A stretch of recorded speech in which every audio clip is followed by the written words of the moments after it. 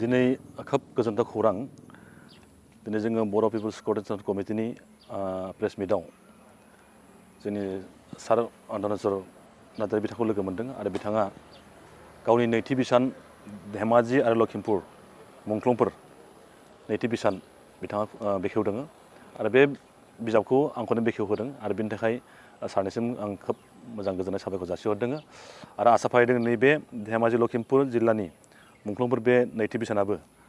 बयबो बर' रायजो राजाजों अनसायजायो आरो बेहाय जोंनि मोनसे गोथां जारिमिन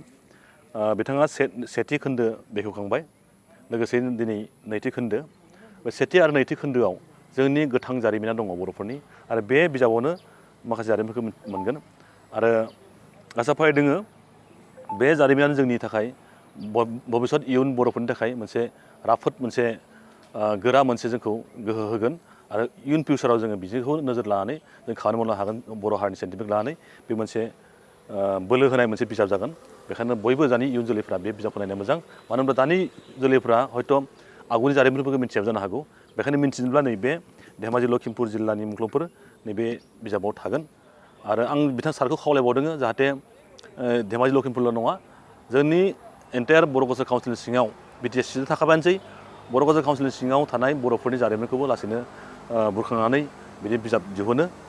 बेखौ आङो सारखौ खावलायदों बेखायनो बिथाङा जिबायदि खामानियाव आगान सुरदों बा बिहोमा होदों सारा बेखौ मोजाङै लांबाय थानो हाथों आरो बिथांखौ बयबो जोंनि गेदेमाफोरा अनसायथों रां रुफायानो जा फिजिकेलानो जा बा जोंनि खोथा बाथ्रा गासिबो रोखोमै बिथांखौ हेफाजाब होथों जाहाथे जोंनि इयुन बर'फोरनि माखासे गेरेमसा हारि दानायाव बिथांनि जिथु मावनाय बिहोमा बेफोरो जाहाथे गेरेमसा हारि दानायाव मोजां खाबु लानो हायो।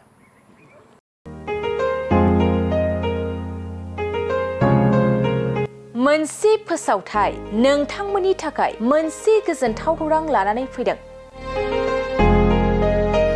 अदालगुरि जिल्लानि सिङाव थानाय डिमाकुसि बरंगाजुलिनि पिपल हलियाव लानानै फैदों नोंथांमोननो लेब्रा मुंनि गंसे गोदान रिजर्ट।